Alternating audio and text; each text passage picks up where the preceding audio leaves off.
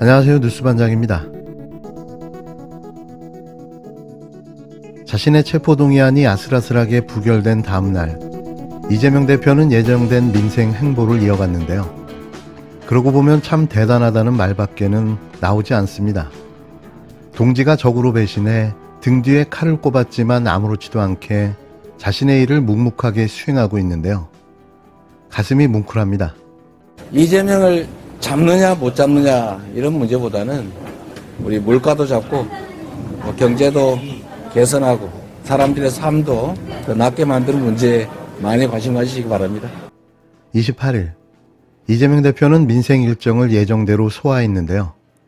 초등학교 급식실을 찾아 급식 노동자들의 얘기를 경청했습니다. 30표가 넘는 이탈표에 대한 질문이 쏟아졌지만 답하지 않았는데요. 민주당 지도부는 표결이 있던 날 이재명 대표와 긴급 회의를 한 뒤 분열을 막아야 한다는 메시지를 내놨습니다. 하지만 친이재명계에선 이탈표에 대한 비난이 본물처럼 터져나오고 있는데요. 표결 당일 의원총회에서는 아무 말도 않더니 비이재명계가 조직적으로 배신했다는 겁니다. 앞에서는 동지처럼 묻고 뒤에서는 검찰 독재에 굴복했다. 체포동의안 처리를 무기로 공천권 보장 거래를 시도했다는 사실들이 속속 터져나왔는데요. 실제로 이런 일이 있었던 겁니다. 체포 동의안을 협상의 어떤 지렛대 무기로 해서 당대표를 실력 행사를 통해 끌어내리겠다라고 한 것으로 보이는데요. 내년 총선에 있어서 이재명 대표가 개혁 공천이나 어떤 기득권을 인정하지 않는 그런 공천을 하는 것에 대한 두려움이 있는 것 아닌가.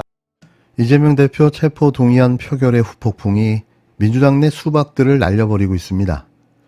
예상보다 훨씬 많은 이탈표를 두고 친이재명계는 뒤통수를 쳤다. 공천 때문이라는 원색적인 비난이 터져나왔는데요. 그도 그럴 것이 앞에서는 웃으며 동지인 척하고 뒤에서는 결국 정치검찰과 야합해 이재명 죽이기를 함께 거들었기 때문입니다. 지도부는 어떻게든 수습을 해보려 단일 대우를 강조했지만 민주당은 내분으로 빠져드는 분위기인데요. 사실 내분이 아니라 이런 수박들은 이제 잘라내야 맞는 거죠. 어떻게 적과 함께 한솥밥을 먹을 수 있겠습니까? 반대로 비이재명계 의원들은 28일 공개적인 일정을 취소하고 눈치 보기에 들어갔는데요. 입이 10개라도 할 말이 없어야 하는 쿠데타 실패의 주역들이 모여 주저리 떠들어대기 시작했습니다. 그동안 쌓여있던 이재명 대표에 대한 격한 불만을 쫑알거렸는데요. 상황이 이 지경이 됐는데도 친이재명계가 반성도 하지 않고 희생양만 찾기에 몰두하고 있다는 어처구니 없는 주장을 내놨습니다. 민주당 내 비이재명계 의원 모임인 민주당의 길, 일명 수박의 길이라는 정기 모임은 취소됐는데요. 친이재명계, 강성당원들의 격한 비난이 쏟아지는 상황에서 정면 충돌은 일단 피하겠다는 뜻으로 읽힙니다. 그러면서 여론 동향이나 당심을 살펴보고 있는 건데요. 뻔뻔하기 그지없는 일인 거죠.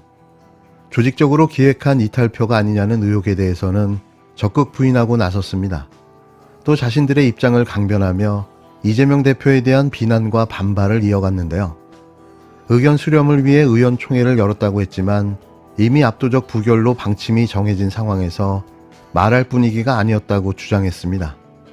이 어처구니 없는 말이 기가 막힌데요. 민주정당에서 다수결로 결정한 방침에 무슨 말을 못했다는 거죠? 그게 누구 탓인가요?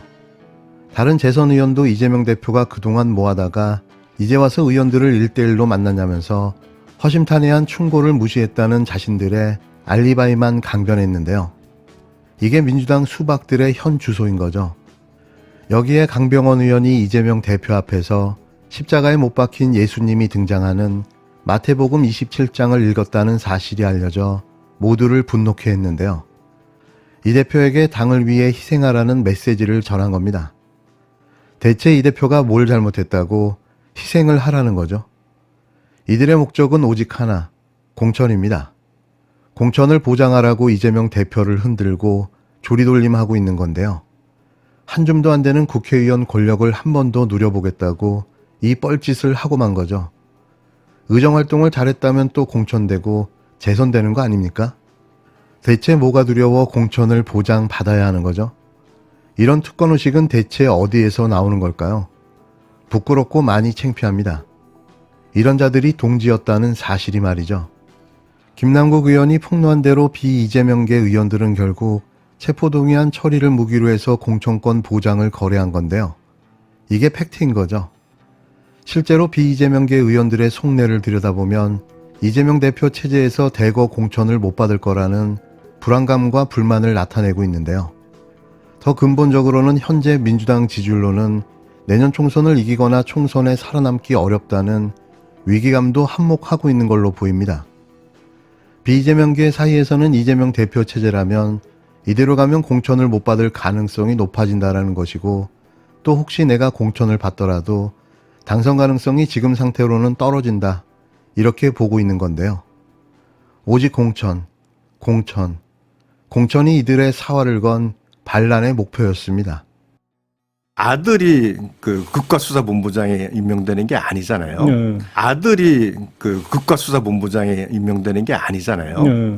결국은 업무 수행 능력을 보는 거고, 그것이 물론 그 자체는 도덕적으로 비난 가능성이 있다 하더라도 이미 5년 전에 과거 일이고 보니까 이미 그 당시에 사과를 다 했고, 그래서 일단 나 됐다고 생각할 수 있다고 저는 생각을 합니다. 본인 입장에서는. 본인의 입장에서 좀 더 뭐 그 자리에 가고 싶다는 마음이 있고, 그 자리에서 역할을 하고 싶다는 생각이 있다면, 뭐 그런 그 어떤 본인의 생각, 그래서 다 정리됐다고 생각하기 때문에 뭐 말을 안 할 수 있다, 이렇게 생각을 하고요. 검찰 출신 유상범 국회의원이 아들 학폭 문제로 국가수사본부장에서 낙마한 정순신 검찰 출신 변호사를 두둔하고 나섰습니다. 검찰 출신인 유 의원은 28일 MBC 라디오 김종배의 시선집중과의 인터뷰에서 정순신 변호사의 아들 학폭 관련 논란과 관련해 아들이 국가수사본부장에 임명되는 게 아니지 않느냐라고 따져 물었는데요.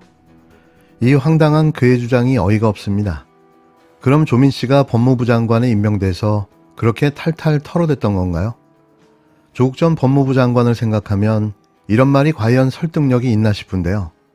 대한민국의 모든 인사검증 기준은 조국 전과 그 후로 나뉩니다. 그걸 몰랐나요? 아니면 또 내로남불인가요? 유 의원은 결국 정 변호사의 업무 수행 능력을 보는 것이라며 그것이 도덕적으로 비난 가능성이 있다 하더라도 이미 5년 전에 과거 일이고 보니까 이미 그 당시에 사과를 다 했고, 그래서 일단락됐다고 생각할 수 있다고 옹호했는데요. 이어 본인의 입장에서는 그 자리에 가고 싶다는 마음이 있고 그 자리에서 역할을 하고 싶다는 생각이 있다면 다 정리됐다고 생각하기 때문에 말을 안 할 수도 있다고 주장했습니다. 이분은 제정신인가요? 뭐요? 다 정리됐다? 시간이 지났고 당시에 사과했다. 이게 온전한 정신 상태에서 할 수 있는 말입니까? 당신 자식이 그런 상황을 겪었다고 해도 이런 말이 나올까요? 이래서 검사들은 정신 감정부터 받아봐야 한다는 말이 나오는 겁니다. 공감 능력 제로의 암기충들이 권력을 쥐게 되면 어떤 일이 벌어지는지를 여실히 보여주고 있는데요. 윤석열도, 한동훈도, 정순신도, 거기에 유상범 당신도 큰 차이가 없어 보입니다. 이게 걸러내지 못한 아쉬움은 있지만 누가 책임지고 말 이런 성질의 문제는 아니다, 이렇게 지금 보시는 겁니까? 아니, 검증 실패에 대해서는 네. 결국은 검증단에서 또는 세평을 수집하는 경찰에서 그걸 확인하지 못한 부분에 대해서는 일정한 비난에 대해서 책임을 져야죠. 책임을 근데 그것이 져야 된다. 무슨 뭐 민주당에서 주장하듯이 그동안 한동훈 장관에게 계속 펀치를 맞아가지고 이제 기회가 왔다 싶어서 다시 공격의 기회로 이걸 장관 사퇴 뭐 이렇게까지 가는 것은 이게 좀 비례의 원칙에 좀 맞게 싸워야 되지 않겠냐. 책임을 지더라도 실무선에서 질 문제다, 이런 건가요? 정리하면? 글쎄, 이걸 가지고 업무를 이렇게 해서 그걸 몰랐다 해서 책임을 지는데 무슨 실무에서 거기서 이걸 가지고 징계를 받거나 이렇게 하게 되면 뭐 인사검증단이 과거 수십 년간 그 많은 비난을 받은 사람 다 사라지게 해요. 그러니까 결국은 책임까지 그러니까 물을 필요는 없다는 말씀이시죠? 제 생각에는 이걸 책임으로 물을 게 아니라 검증 과정에서 이런 우리가 파악하지 못한 프로세스를 개선하는 것이 더 중요하지 않나. 그리고 현실적으로 책임을 진 거는 정순신 그 본부장 변호사를 바로 그 사퇴를 시킴으로써 그 부분에 대한 책임은 진 거 아닌가 싶습니다.